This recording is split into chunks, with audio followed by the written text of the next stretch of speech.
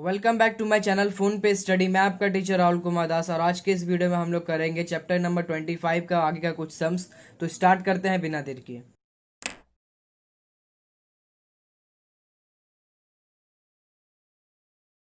तो जैसा कि आप सभी को पता होगा कि मैं ये वीडियो मतलब कि चैप्टर 25 का पार्ट नंबर 3 लगभग 2-2.5 सप्ताह बाद लेके आ रहा हूँ। उस चीज़ के लिए मैं सॉरी बोलना चाहता हूँ आप लोग को, लेकिन मैं कुछ कर भी नहीं सकता था। इतने सारे प्रॉब्लम्स मेरे सामने कुछ ना कुछ आ जा रहे थे, मेरे कॉलेज का एडमिशन वगैरह और भी बहुत कुछ अलग अलग तरह का प्रॉब्लम जो शेयर नहीं कर पा रहा हूँ मैं। मतलब हॉस्पिटल का कुछ प्रॉब्लम था तो इस ये सब लेके तो मैं ज़्यादा समय बर्बाद नहीं करना चाहूँगा, बस इसके लिए बस मैं सॉरी बोल रहा हूँ। बाकी अब से हम लोग स्टार्ट करेंगे, थोड़ा एक फ्लो में रहेंगे कि मतलब चैप्टर बाय चैप्टर मतलब करते रहेंगे।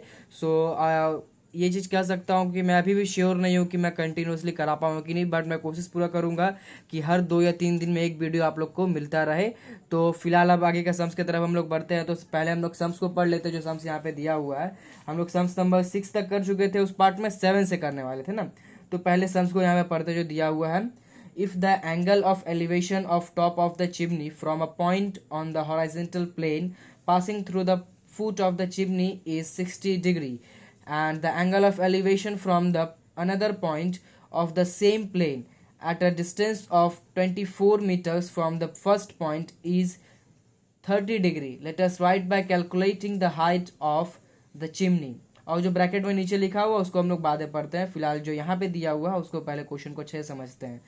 यहाँ देखो आप लोग, यहाँ पे आप लोग को 6 समझ में आएगा क्या मैं बताना चाह रहा हूँ कि मान लेते हैं कि अपने पास एक ये रहा अपना चिमनी, ठीक है, और यहाँ एक पॉइंट रहा। इस पॉइंट से हॉरिजॉन्टल लाइन का मतलब ये हुआ, ये हो गया मेरा वर्टिकल लाइन, ये हो गया हॉरिजॉन्टल लाइन। अब क्लियर है, ठीक है।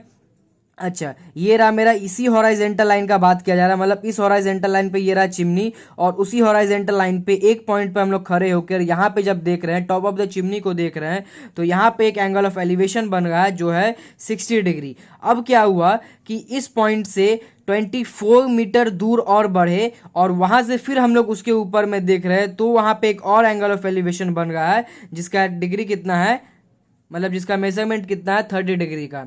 ठीक है, ये चीज़ समझ में आया, यानी कि यहाँ से लेके यहाँ तक का डिस्टेंस कितना होगा अपना 24 मीटर। इस चीज़ को आप लोग को अच्छे से समझना होगा। मैंने पहले के सम्स में ही बता दिया था कि हाइट एंड डिस्टेंस करते समय एक ही चीज़ को बहुत इंपॉर्टेंस देना, हम लोग को क्वेश्चन को अच्छे से समझना होगा। और उसके बाद क्या इंपॉर्टेंट है कि ये डायग्राम जो है यदि हम लोग एक बार बना लेते हैं तो सम्स बहुत ही आसानी से हो जाएगा। ठीक है, ये मैंने पहले बताया हुआ है, इस चीज़ को आप लोग अब फिर से नोटिस करके रखना। ठीक है, तो अब जाके यहाँ नाम देंगे, नाम उसी हिसाब से मैं दूंगा जिस हिसाब से मैं यहाँ पे सम्स किया हूँ। तो यहाँ पे मैंने लिया था ABCD, ठीक है, मैंने इसी हिसाब से नाम लिया है। तो अब जाके हम लोग क्या करेंगे, पहले लेट कर लेंगे, सम्स अप कर रहे हैं हम लोग, ठीक है। तो यहाँ पे हम लोग लेट करेंगे AB इज द चिमनी, ठीक है, AB इज द चिमनी हम लोग लेट कर लिए। इसके बाद जाके अपना मेन टारगेट अब क्या होगा कि हम लोग को क्वेश्चन में क्या बोला गया था, फिर से एक लास्ट लाइन को हम लोग पढ़ेंगे। आप लोग अपना बुक लेके बैठना अपने सामने में, तो आप लोग के लिए ज़्यादा बेटर होगा। तो क्वेश्चन दिया हुआ था late us write by calculating the height of the chimney, यानी कि ये जो चिमनी दिया हुआ है इसका अपने को हाइट बताना है, मतलब AB इक्वल टू कितना होगा इसको बताना है। तो क्या करेंगे हम लोग, पहले आप लोग अच्छे से देखना, आप लोग लास्ट में समझ जाओगे, ठीक है। अच्छा, तो अब जाके हम लोग क्या करेंगे यहाँ पे कि ये जो मेरा क्या दिया हुआ है, 2 ट्राइंगल आप लोग को दिख रहा होगा, एक छोटा सा दिख रहा है ABC और एक बड़ा दिख रहा होगा ABD, ठीक है। दोनों को यूज करके हम लोग को AB का वैल्यू निकालना है। अब देखते हैं सम्स किए हम लोग, मतलब स्टार्ट किए। इन राइट एंगल ट्राइंगल पहले लिए ABC और इसके बाद जाके ABC में क्या करेंगे हम लोग 1060 को लेके चलेंगे। अब 10 क्यों लेंगे ये यहाँ पे मैं आप लोग को बता दे रहा हूँ। आप लोग तो मतलब कि मैंने पहले सम्स में करते समय ये बताया था कि वो वैल्यू के हिसाब से हम लोग 10 साइन वो लेते हैं, मतलब कि उस हिसाब से लेते हैं जो जिसका वैल्यू हम लोग को निकालना रहता है और जिसका दिया रहता है। यानी कि यदि हमको यहाँ पे वैल्यू निकालना होता, P is equal to question mark, ये अपने को निकालने के लिए बोला जाता और यहाँ पे 30 बताया हुआ रहता, तो हम लोग 10 लेते और P/B लेते हैं ना, इस हिसाब से हम लोग ले रहे थे। ठीक है, लेकिन यहाँ पे तो ना तो हमको AB का वैल्यू पता है ना BC का वैल्यू है, तो किस बेसिस पे हम लोग 10 लेंगे, ये पहला क्वेश्चन बनता है आप लोग का। ठीक है, यहाँ पे हम लोग क्यों ले रहे हैं मैं आप लोग को बता दे रहा हूँ, क्योंकि हम लोग को इस हॉरिजॉन्टल प्लेन में एक वैल्यू यहाँ पे पता हुआ है, मतलब यहाँ पे पता है हम लोग को, यहाँ से यहाँ BD में क्या 2 पार्ट है, BD इज इक्वल टू क्या हो सकता है कि BC प्लस सी डी, है ना, B C plus C D, उसमें अपने को ये लेंथ पता है, मतलब हॉरिजॉन्टल प्लेन का लेंथ पता है। उस बेसिस पे हम लोग क्या किए कि हम लोग यहाँ पे भी बेस को ही लेके चले हैं, मतलब इस ट्राइंगल में जब करेंगे वहां पे भी हम लोग बेस करेंगे। तो यहाँ पे लिए 1060 is equal to A B by B C, यानी कि perpendicular by base A B by B C. उसके बाद जाके 1060 का वैल्यू √3 क्रॉस मल्टीप्लाई किए तो A B is equal to अपने को मिल गया बी सी √3, और इसको हम लोग लिखेंगे 1, ठीक है, मतलब इक्वेशन 1 लिखेंगे। अब जाके हम लोग नेक्स्ट जो अपना बड़ा वाला ट्राइंगल था उसमें फोकस करेंगे, ए बी डी, बड़ा वाला यहां रहा तो यहां लिखेंगे in right angle triangle A B D 1030 is equal to A B by B D, यानी कि A B by B D, right. तो A B by B D perpendicular by base is equal to 10 theta होता है। 1030 हम लोग ले चुके हैं, 1030 के वैल्यू पुट किए 1/√3, और उसके बाद जाके यहाँ पे मैंने आप लोग को दिखाया था B D is equal to B C plus C D, तो यहाँ से बी डी को हटाएंगे, B C plus C D लिखेंगे, और ए बी का वैल्यू हम लोग यहाँ से निकाल ही चुके थे तो ए बी को भी हटाए, यहाँ पे लिखे बी सी। अब जाके पूरे इक्वेशन में क्या होगा कि बी सी ही मिलेगा, क्यों, क्योंकि हम लोग सी डी का भी वैल्यू पुट करेंगे। सी डी का वैल्यू कितना यहाँ पे 24। अब यदि आप लोग इस इक्वेशन में देखो तो सिर्फ एक ही वेरिएबल है, बाकी सारा नंबर है, और वेरिएबल कौन सा है अपना BC, यानी कि हम लोग पहले BC का वैल्यू निकालेंगे। तो यहाँ पे क्या किए, क्रॉस मल्टीप्लाई किए, क्रॉस मल्टीप्लाई करने पे इसको हम लोग क्रॉस मल्टीप्लाई करके RHS में लेके आए हैं, तो √3 इंटू √3 इज इक्वल टू 3 होगा, और ठीक है BC इक्वल टू BC उसमें इंटू करेंगे तो क्या हो जाएगा 3BC, राइट। और यहाँ पे जो मेरा न्यूमरेटर में यहाँ 1 है, इसको क्रॉस मल्टीप्लाई करके यहाँ रखे। इसके बाद नॉर्मली हम लोग क्या करना है, कैलकुलेट करके BC का वैल्यू निकालना है। तो ये जो पोर्शन है इसको मैं एक्सप्लेन नहीं कर रहा हूं, डायरेक्ट मैं बता दे रहा हूं। यहाँ पे BC is equal to 12 metre मेरा आंसर आएगा। BC का वैल्यू अपने को पता चला, लेकिन निकालना क्या था, अपने को AB निकालना था। तो यदि आप लोग इस इक्वेशन को गौर से देखो, इक्वेशन 1 को, यहाँ पे यदि हम लोग BC का वैल्यू पुट कर दे तो अपने को AB का वैल्यू पता चल जाएगा। तो यहाँ पे करेंगे क्या, लास्ट में लिखेंगे हम लोग putting the value of BC in equation 1, यहाँ पे लिखे putting the value of BC in equation 1, और उसके बाद जाके AB is equal to BC √3 वो वैल्यू लाए, और यहाँ पे लिखे 12, मतलब यहाँ जो BC का वैल्यू निकाले थे वो वैल्यू लिख दिए। तो आंसर क्या आया, पहले अपना 12√3। बट यहाँ तक सम्स कंप्लीट नहीं हो रहा है, क्यों नहीं हो रहा है वो मैं आप लोग को बता दे रहा हूँ, क्योंकि यदि आप लोग गौर से देखो, जो मैंने स्किप कर दिया था, जो बोला था ब्रैकेट वाला बाद में पढ़ेंगे, वहाँ लिखा हुआ है let us find the approximate value correct up to 3 decimal places assuming √3 is equal to 1.732 approx. तो यहाँ पे बोला गया है कि हम लोग को √3 का भी वैल्यू पुट करना है, और उसके बाद जाके 3 प्लेस डेसिमल नंबर तक लाना है। 3 प्लेस डेसिमल नंबर किसको बोला जाता है मैं आप लोग को समझा दे रहा हूँ। यहाँ पे मैंने क्या किया है, जस्ट यहाँ पे 12 इंटू ये जो वैल्यू है इसका वैल्यू होता है 1.732, ठीक है। तो ये वैल्यू आप लोग को बुक में दिया रहेगा, यदि नहीं दिया रहता मान लो तो आप लोग को ये याद कर लो, कोई ज़्यादा हार्ड वैल्यू नहीं है, याद करके रखो तो ज़्यादा बेटर है, ठीक है। तो ये चीज़ आप लोग को दिया रहेगा इस तरह से क्वेश्चन में, यदि नहीं दिया रहेगा तो याद करना पड़ेगा। इसके बाद जाके इसी को बोला जाता है 3 प्लेसेस डेसिमल नंबर। देख रहे हो आप लोग, डेसिमल के बाद 3 नंबर तक है, इसके बाद भी हो सकता है। यदि आप लोग रूट का वैल्यू कैलकुलेटर से निकालो तो बहुत लंबा चौड़ा वैल्यू आएगा, लेकिन यहाँ पे क्या किया गया है कि 3 नंबर तक ही लिया गया है, इसी को बोला जाता है 3 डेसिमल प्लेसेस, ठीक है। तो यहाँ पे भी अपने को मल्टीप्लाई करना है, मल्टीप्लाई करने पे यहाँ पे आएगा 20.784। मैं लास्ट का 4 छोड़ दिया था, वो आप लोग लिख लेना, मैं फिर से लिख दे रहा हूँ यहाँ पे।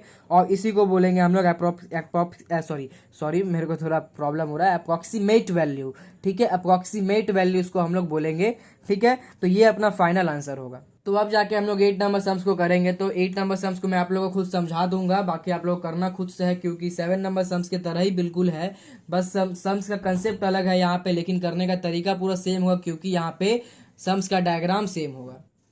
तो सम्स को पढ़ लेते हैं जो यहाँ पे दिया हुआ है।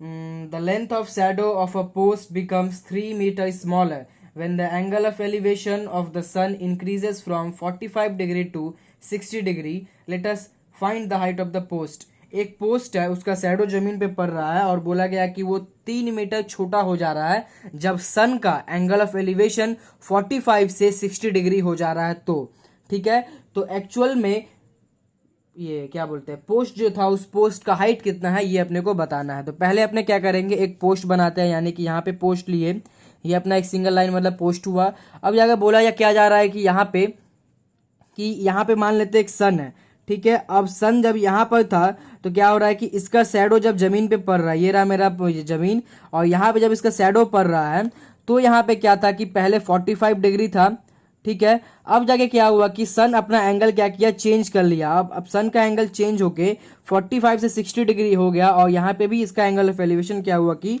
इस तरह से 60 डिग्री पे आ गया। तो क्या हो रहा है कि यहाँ से यहाँ जब ये हुआ, पहले पोजीशन क्या था मेरा 45 था, ठीक है। इसके बाद चेंज क्या हो गया मेरा 60 डिग्री। तो शैडो पहले क्या था, शैडो यहाँ से यहाँ तक था, और उसके बाद जब 60 हो जाएगा मेरा तो शैडो यहीं तक रह जाएगा। तो क्या हो रहा है कि ये जो डिस्टेंस है क्या हो गया, छोटा पड़ गया। और यही जो डिस्टेंस है उसी के बारे में बोला गया है कि 3 मीटर स्मॉलर, ठीक है, ये 3 मीटर छोटा हो गया। तो यदि आप लोग अब जाके यदि पीछे वाले सम से आप लोग मिला के देखो, मैं यदि यहाँ लेबलिंग कर देता हूँ पूरी सेम तरह से ABCD करके, तो पूरी तरह से क्या है कि सेम सम्स हो गया, पूरा सेम डायग्राम हो गया। बस फर्क क्या है, यहाँ पे वैल्यूज को चेंज कर दिया गया है और सम्स का सब्जेक्ट को चेंज कर दिया गया है। वहां पे सब्जेक्ट वहां पे सब्जेक्ट चिमनी था, यहाँ पे सब्जेक्ट है पोस्ट एंड सन। तो उस हिसाब से आप लोग देख लेना और कर लेना, मैं बताऊंगा भी नहीं, चाहे आप लोग फिर से कमेंट में भी पूछोगे तो भी, क्योंकि कुछ सम्स आप लोग खुद से करना होगा और करना ही पड़ेगा, नहीं तो फिर आप लोग समझ लो यदि सब चीज डिपेंड हो जाओगे तो फिर वही बात हो जाएगा, आप लोग मार्केट से गाइड खरीद के लेके आ जाओ और कर लो सारा सम्स, है ना। तो कुछ सम्स खुद से करो, मैं ऐसा हेल्प तो कर ही दिया हूँ इतना तक। बाकी यही मेन है, मैंने बताया है शुरू से कि सिर्फ डायग्राम इसके अंदर इंपॉर्टेंट है। डायग्राम यदि आप लोग सही सही बना लेते हो तो सम्स करना बहुत ही आसान हो जाएगा, यदि आप लोग का मैथ्स थोड़ा अच्छा है तो। यदि मैथ्स बिल्कुल बेकार है तब मैं इसका गारंटी नहीं लेता हूँ। आप लोग को बेसिक अच्छा सीखना पड़ेगा, और लगभग मैं बेसिक करा करा के ही करवा रहा हूँ। तो आप लोग शुरू से देखते रहो मेरा सारा वीडियो। आप लोग का math, I hope and I believe math आप लोग का अच्छा हो जाएगा, मैं इतना विश्वास रखता हूँ। यदि आप लोग मेरा पूरा वीडियो देखते हो बिना स्किप किए तो जरूर आप लोग को जरूर कुछ ना कुछ हेल्प मिलेगा, ठीक है। आगे का सम्स हम लोग फोकस करते हैं। तो अब हम लोग सम्स नंबर 9 को करेंगे। तो पहले सम्स को पढ़ते हैं यहाँ पे। When the top of the chimney of a factory is seen from a point on the roof of the 3-storied building of 9√3 metre height, the angle of elevation is 30 degree.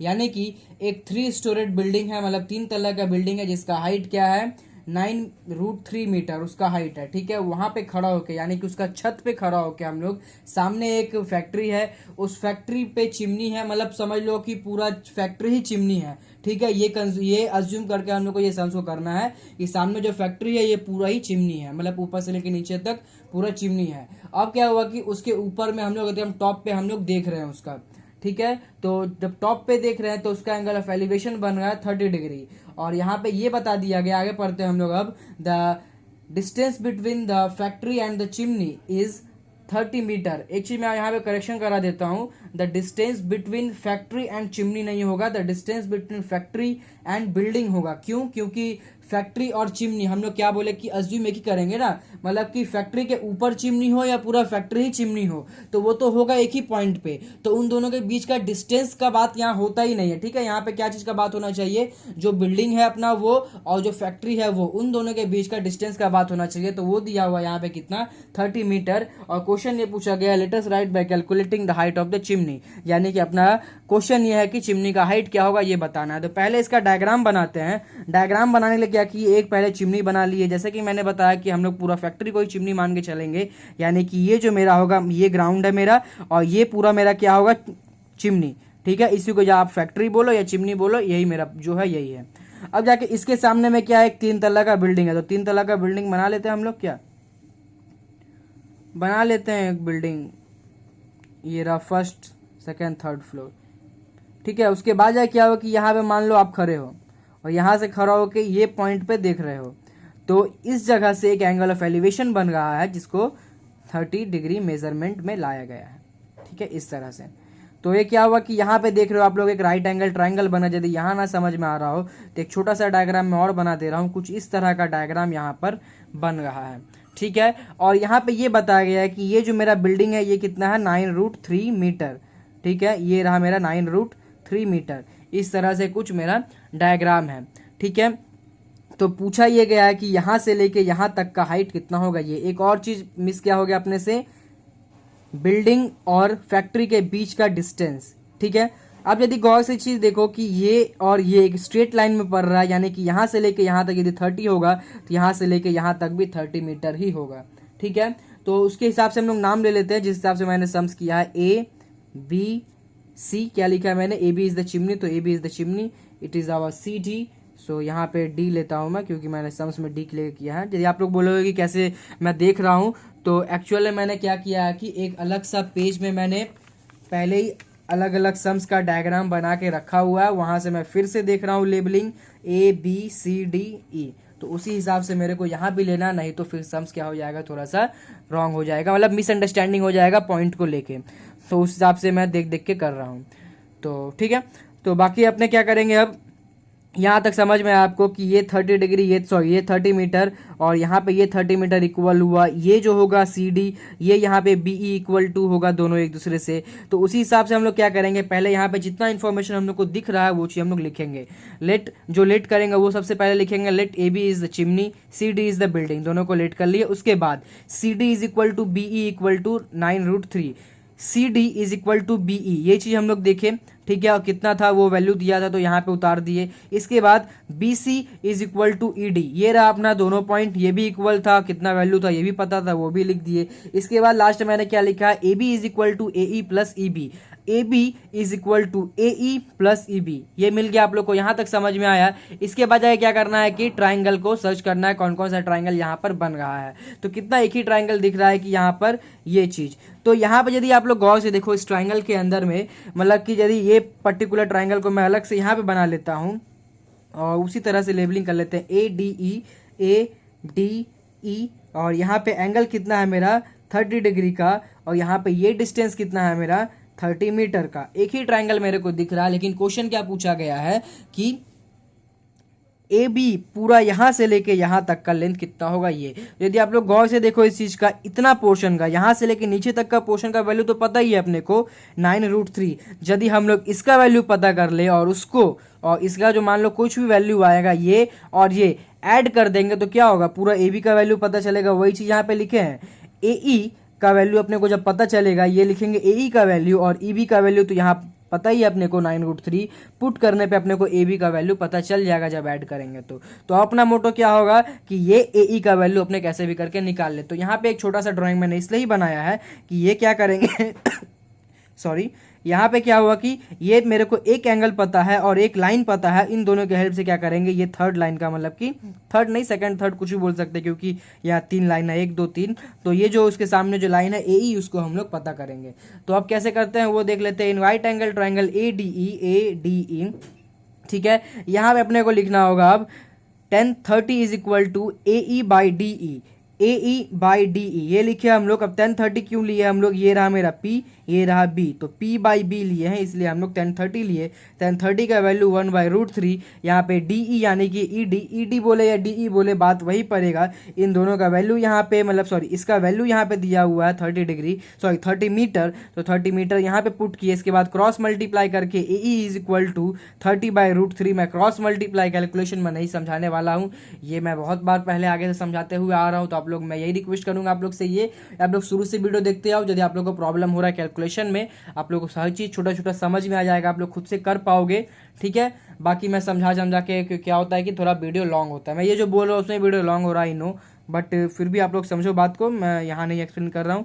बाकी यहाँ पे आगे देखते हैं, यहाँ पे क्या कि रैशनलाइज करना भी मैंने सिखाया है बाय द वे। यहाँ करते करते इसको काटेंगे हम लोग, तो AE इक्वल टू हो जाएगा tan√3, और यही होगा अपना AE का वैल्यू। ये भी आंसर आया ही नहीं है, मैंने गलती से यहाँ टिक कर दिया है। तो अब जाए क्या होगा कि हाइट ऑफ द चिमनी निकालना था। तो हाइट ऑफ द चिमनी क्या था मेरा AB को हम लोग क्या यहाँ पे लिख के रखे थे AE प्लस EB, तो वहाँ पे हम लोग लिखेंगे AB is equal to AE plus EB। AE का वैल्यू अपने अभी यहाँ पे निकाले हैं और EB का वैल्यू पहले से पता था, तो यहाँ पे दोनों का वैल्यू पुट किए, 10√3 प्लस 19√3 10√3 प्लस 9√3 ऐड किए तो क्या आ गया 19√3 मीटर, और यही होगा अपना आंसर।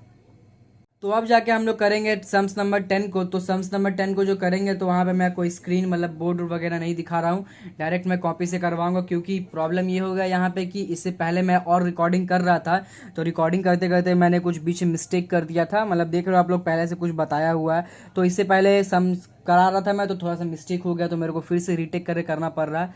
तो मैं डायरेक्ट यहाँ से आप कराऊंगा, क्यों उसका रीज़न मैं नहीं बता पा रहा हूँ, क्योंकि रीजन एक्चुअल कोई है ही नहीं, बस मैं यहाँ से डायरेक्ट समझा दूंगा आप लोग को सम्स पढ़ के। तो आप लोग सम्स अपने बुक से पढ़ो, अब मैं भी बुक सामने रख के ही कर रहा हूँ। तो फिलहाल हम लोग सम्स पढ़ते हैं। यहाँ पे the bottom of the lighthouse and the bottom of the mast of 2 ships are on the same straight line. अच्छा, यहाँ पे पहला बात ये आ रहा है कि मास्ट ऑफ द शिप किसको बोला जाता है, मैं समझा दे रहा हूँ।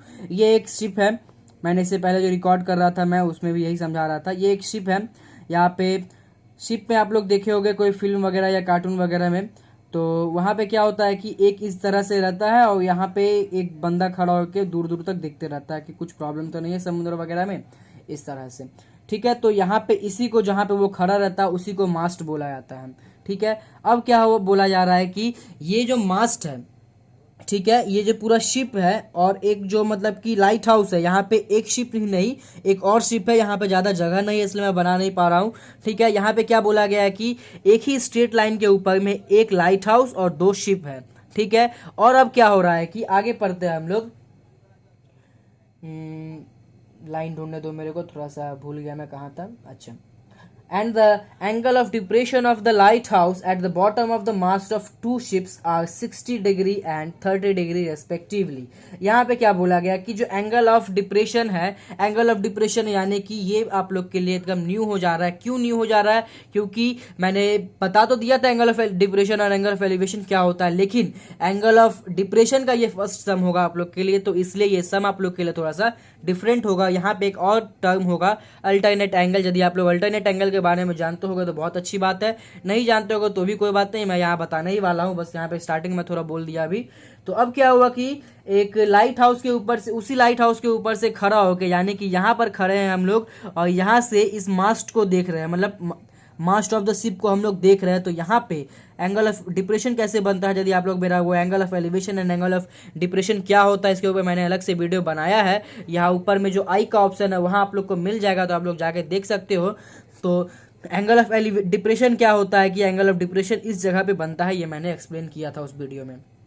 ठीक है, तो यहाँ पे भी क्या हो रहा है कि ये एक ज्योमेट्रिकल डायग्राम यहाँ पे मैंने बना के रखा है। ये जो मेरा है ये मेरा लाइट हाउस है और लाइट हाउस को मैंने ए बी लेके रखा है। ठीक है, और इस पॉइंट पे एक्स पे मेरा फर्स्ट शिप है, वाई पे मेरा सेकंड शिप है और यहाँ पे मैंने ओ पॉइंट लिया, यहाँ पे मैंने बी पॉइंट लिया है। ठीक है, तो यहाँ पे क्या हो रहा है कि इस जगह पे खड़ा होके, पॉइंट ए पे खड़ा होके लाइट हाउस पे हम लोग इस जगह पे देख रहे हैं, तो एंगल ऑफ डिप्रेशन इस ऊपर बन गया, यहाँ पर बन गया है तो 60 डिग्री बन गया। ठीक है, और यहाँ पे जो हम लोग इसी जगह पे खड़ा होकर जब हम लोग दूसरे शिप को देख रहे हैं, उस शिप का मास्ट को देख रहे हैं यानी कि, तो वहाँ पे क्या हो रहा है कि 30 डिग्री का एंगल बन रहा है। ठीक है, तो अब जगह क्या हो रहा है कि 30 डिग्री यहाँ बन गया, लेकिन यदि आप लोग गौर से देखो तो राइट एंगल ट्रायंगल बन कहाँ पे रहा है, इस जगह पे बन रहा है, कहीं इस जगह पे बन रहा है। यहाँ यदि देखें हम लोग तो इस जगह पे बन रहा है, तो क्या हम लोग इस एंगल को पता करेंगे तो ही हम लोग वो जैसे हम लोग हाइट एंड डिस्टेंस में करते हैं उस तरह से कर पाएंगे। उसी के लिए हम लोग के पास यहाँ पे एक न्यू कंसेप्ट यहाँ पे ये अपने को जानना होगा कि ये और ये, इसको हम लोग बोलते हैं अल्टरनेट एंगल्स। यदि आप लोग अल्टरनेट एंगल के बारे में जानते होगे तो अच्छी बात है, नहीं तो यहाँ पे आप लोग देख लो। यहाँ पे होता क्या है कि एक्चुअल में अल्टरनेट एंगल कुछ इस तरह से बनता है, 2 पैरेलल लाइन को यदि हम लोग इस तरह से काट देते हैं तो यहाँ पे कुछ तरह का एंगल्स बन रहा है, ये रहा और ये रहा, इसको हम लोग बोलते हैं एक्सटीरियर अल्टरनेट एंगल। और जो अंदर की तरफ से बन रहा है इस तरह से तो उसको बोला जाता है इंटीरियर अल्टरनेट एंगल। सो आप लोग बोलोगे कि ये तो अलग है, ये अलग है। अब यदि मैं आप लोग गौर से दिखाऊं, ये एक लाइन पैरेलल है और ये एक लाइन पैरेलल है, इसको हम लोग बीच से काट दे तो यहाँ पे देखो एक ये रहा एक ये रहा, यानी कि ये रहा और ये रहा, यही दोनों इक्वल होता है, इसी का हम लोग बात कर रहे थे। सो आई होप आप लोग को अल्टरनेट एंगल समझ में आया होगा और क्यों अल्टरनेट का कंसेप्ट यहाँ पे जरूरी है ये भी समझ में आया होगा। तो अब जाके हम लोग आगे बढ़ते हैं। तो यहाँ पे करना अब क्या है कि यहाँ पे आप लोग देख लिए कि ये और ये एंगल सेम होगा, अल्टरनेट एंगल से हम लोग यहाँ पे बना लिए। ठीक है, एक चीज और यहाँ पे क्या दिया हुआ, आगे हम लोग सम्स को पढ़ते हैं। अब the distance between of the points of the bottom of the lighthouse and bottom of the mast of the first ship is 150 metres, यानी कि जो लाइट हाउस का जो बॉटम है ये और फर्स्ट शिप था उसका जो बॉटम है ये, इन दोनों के बीच का डिस्टेंस के बारे में बोला गया है 150 मीटर का है। ठीक है, इस तरह से हम लोग ये जो पूरा इन्फॉर्मेशन दिया हुआ था क्वेश्चन के अंदर में ये अपने पूरा देख लिया। अब जाके जो क्वेश्चन है वो पढ़ते हैं। Let us write by calculating how far will be the mast of other ship from the lighthouse B and what will be the height of lighthouse। यानी कि पहला क्वेश्चन यहाँ पे ये बोला गया है कि लाइट हाउस से लेके जो दूसरा शिप है उन दोनों के बीच का डिस्टेंस कितना होगा ये बताना है और लाइट हाउस का ही हाइट कितना है ये बताना है। तो अब जाके अपने को क्या करना है, यदि आप लोग गौर से देखो तो अब क्या कंसेप्ट क्या रहता था अपना कि एक राइट एंगल ट्राइंगल के अंदर में किसी भी दो चीज का मालूम होना चाहिए, यानी कि एक एंगल मालूम होना चाहिए, एक साइड मालूम होना चाहिए। यदि आप लोग इस एंगल को ट्राइंगल को गौर से देखो तो इसके अंदर में ये रहा, एक एंगल पता चल चुका है अपने को, अल्टरनेट एंगल से हम लोग निकाले, और दूसरा एक क्या पता है अपने को, ये वाला साइड पता है। तो इसका और इसका हेल्प करके हम लोग ये जो ए बी है वो निकाल सकते हैं, और जब हम लोग ए बी निकाल लेंगे तो वही तो एक क्वेश्चन का आंसर निकल जाएगा, height of the light house निकालने का बात था जो। ठीक है, अब जाकर यदि हम लोग इसको ये कर दें, अब हम लोग क्या अज्यूम कर रहे हैं कि पहला क्वेश्चन सॉल्व कर चुके थे हम लोग, सॉल्व कर चुके मतलब कि यहां से लाइट हाउस का हाइट निकाल लिए, तो मतलब कि ए बी का लेंथ अपने को पता चल चुका है। तो अपने को उस समय क्या पता होगा, ये और ये पता रहेगा, तो इन दोनों के हेल्प से हम लोग क्या करेंगे, बी वाई निकाल लेंगे, तो दोनों आंसर वहां पे सॉल्व हो जाएगा। समझ में आ गया क्या करना है अपने को? मैं अब सिर्फ डायरेक्ट बताते जाऊंगा क्या क्या मैंने किया है, क्योंकि जो करना है वो मैंने समझा चुका है, मैंने समझा दिया। ठीक है, तो अब जाके क्या करना है कि सबसे पहले ये लिखना है एंगल ओ एक्स ए, यानी कि एंगल ओ एक्स ए, ठीक है, is equal to angle A X B, A X B, ये दोनों अल्टरनेट एंगल से इक्वल है, ये हमने को लिख के दिखाना पड़ेगा। ठीक है, तो यहाँ पे क्या होगा कि angle O X A equal to angle A X B is equal to 60, वो वैल्यू भी हम लोग लिख लेंगे। क्यों ऐसा हो रहा है? क्योंकि ये एक दूसरे का अल्टरनेट एंगल है। अब इंटीरियर है एक्सटीरियर है उससे मैटर नहीं करता, उतना एक्सप्लेन नहीं करना है अपने को। ठीक है, इसके बाद जाके दूसरा बात कर रहे हैं यहाँ पे, एक और ये डिप्रेशन, एंगल ऑफ डिप्रेशन लिए थे हम लोग, यानी कि पी ए वाई, ठीक है, ये रहा, और ए वाई बी ये रहा, इन दोनों को इक्वल किए थे हम लोग, ये भी एक अल्टरनेट एंगल से इक्वल था, इसलिए हम लोग यहाँ पे भी इसको लिख देंगे। ठीक है, अब जाके जो इन्फॉर्मेशन यहाँ पे लिखना था वो हम लोग लिख दिए।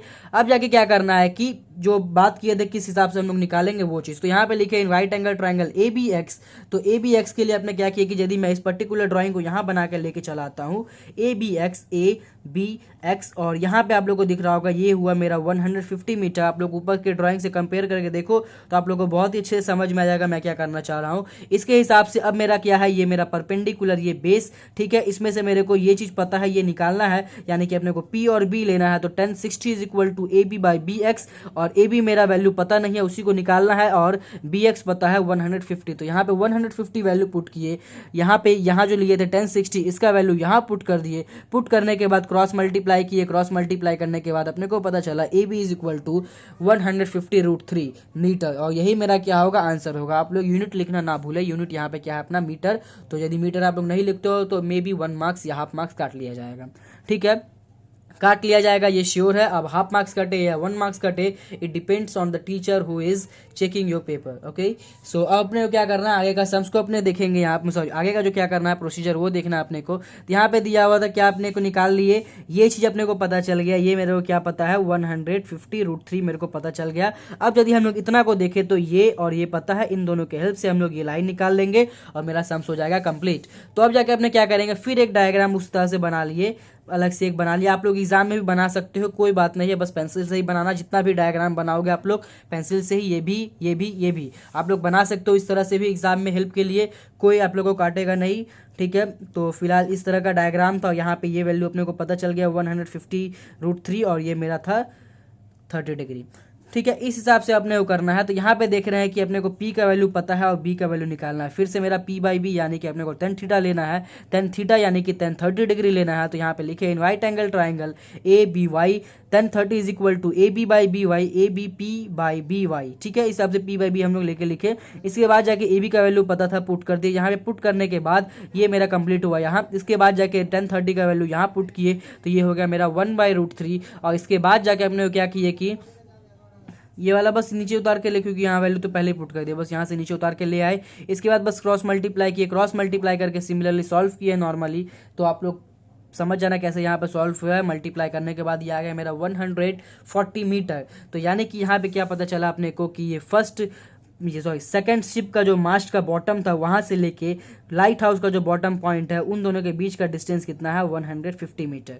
ठीक है, अब यदि एक क्वेश्चन और मैं आप लोग को देता हूं, ये पूछता हूं कि दोनों शिप के बीच का डिस्टेंस कितना था, यानी कि यहां से लेके यहां तक का डिस्टेंस कितना है, वो यदि मैं पूछ लूंगा, क्वेश्चन इस तरह से हो सकता है कि the distance between the two ships what is the. अब अच्छा 1 मिनट वेट, यहाँ पे एक चीज ये क्वेश्चन नहीं बन सकता, सॉरी ये तो ठीक है, ये आंसर यहाँ तक सही है, ये आप लोग कंफ्यूज मत होना, मैंने ये चीज आप लोग गलती करके बता दिया। ये क्वेश्चन नहीं बन सकता कि इन दोनों के शिप का बीच का डिस्टेंस कितना होगा। क्यों ऐसा? क्योंकि क्वेश्चन में कहीं पे भी ये नहीं बोला गया था कि लाइट हाउस के दोनों अपोजिट साइड में था, इस तरह से था, ऐसा नहीं बोला गया था सम्स के अंदर में। सम्स हम लोग डायग्राम कुछ इस तरह से भी बना सकते थे कि एक लाइट हाउस है, वहां से हम लोग एक शिप मेरा यहाँ पे था, यहाँ पे देख रहे तो angle of elevation sorry angle of depression यहाँ बन रहा था, और फिर जाके हम लोग एक और थोड़ा सा आगे बढ़ के हम लोग जाए तो यहाँ पे बढ़ रहा है एक, मतलब यहाँ पे एक बन रहा है एंगल ऑफ डिप्रेशन। तो इस तरह का कोई भी कंडीशन नहीं बोला गया था कि दोनों अपोजिट साइड में है या दोनों एक साइड में ही है, तो ये डिपेंड करता है मेरे ऊपर, ठीक है। तो इस हिसाब से अपने को सोच के चलना है, ठीक है। यदि आप लोग इस तरह से भी करके करते हो तो कोई प्रॉब्लम नहीं है, आप लोग करने का तरीका अपना होना चाहिए, बस सही होना चाहिए, ये चीज है, और आप लोग को समझ में सही आना चाहिए, ये मेन फैक्ट है, ये 2-3 चीज, ठीक है।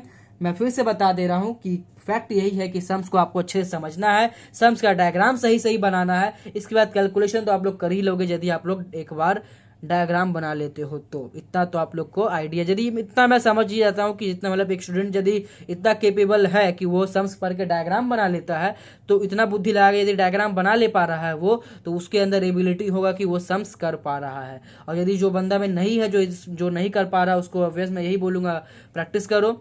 और वही बात, शुरू से वीडियो को देखते हो, मेरा हर वीडियो को शुरू से बोलने का मतलब ट्रिग्नोमेट्री का हर पार्ट को देखते हो। मैंने ये ट्रिग्नोमेट्री का लास्ट चैप्टर है 25, मैंने इससे पहले जितना भी चैप्टर है, 4 चैप्टर 3 चैप्टर, शायद ये 3 या 4 चैप्टर था, वो सभी चैप्टर को मैंने कंप्लीट करते हुए आया हूँ मैं। 4 चैप्टर था, हाँ 4 चैप्टर था, वो चारों चैप्टर आप लोग देख के तब यहाँ देखो तो ज़्यादा बेटर होगा। तो अब वो आप लोग के ऊपर डिपेंड करता है, यदि आप लोग को अच्छे से आता है, कॉन्फिडेंट हो तो कोई बात नहीं, यदि नहीं तो फिर से आप लोग देखते हुए आओ। बाकी मिलते हैं हम लोग नेक्स्ट वीडियो में। इस पार्ट में भी मैंने ज़्यादा नहीं 3 या 4 सम्स को ही कराया है मैंने, तो बाकी का जो सम्स होगा वो हम लोग नेक्स्ट पार्ट में करेंगे। तो तब तक के लिए मिलते हैं, और आई होप 2 या 3 दिन में वीडियो फिर से दे दूंगा, या हो सकता है कि एक दिन बाद ही आप लोग को वीडियो मिल जाए। तो बस thanks for watching, thanks for waiting and thanks supporting. बहुत सारे स्टूडेंट को देख रहा हूँ मैं कि सपोर्ट कर रहे हैं आप थोड़ा सा, और ये कमेंट्स आ रहा है, यानी कि सपोर्ट मतलब कि कमेंट्स आ रहा है। और सब्सक्राइबर तो वही अभी भी अटका हुआ 250 के आसपास, तो वो तो आप लोग को मैं ब्लेम नहीं कर रहा हूँ, उसका आप लोग का कोई गलती नहीं है। बस इस चीज़ के लिए मैं यही बोलूँगा कि आप लोग देख रहे हो, कमेंट कर रहे हो। हाँ, कमेंट करना मतलब क्या कि आप लोग का रिस्पॉन्स आ रहा है कि हाँ, इससे पता चल रहा है आप लोग वीडियो को देख रहे हो। और बहुत जन ऐसा भी है कि मेरे को डायरेक्ट डीएम किया है, मतलब डीएम मतलब डायरेक्ट मैसेज किया है, कोई इंस्टाग्राम पे किया है, कोई फेसबुक पे किया है, दोनों जगह पे मेरे को किया है। तो बहुत जगह मैंने देखा कि बच्चे सम्स का फोटो क्लिक करके मेरे से पूछ रहे हो, तो मैंने बताया भी है। यदि आप लोग पता है कि कौन पूछा है, वो तो आप लोग को नहीं पता चलेगा क्योंकि मैसेज तो मेरे पास आया है, तो वो लोग को मैंने बताया है सम्स करके, और इवन एक्सप्लेन भी किया है। एक बंदा ऐसा भी था कि जिसको कोचिंग सेंटर का ज़रूरत था अभी तो, लेकिन लॉकडाउन के कारण मैं पढ़ा नहीं पा रहा था, लेकिन उसको मैं ऑनलाइन क्लास के लिए बोला तो उसके पास पॉसिबल नहीं था, वो रिसोर्सेज के बगैर, पता नहीं उसका कुछ प्रॉब्लम था तो वो मना कर दिया।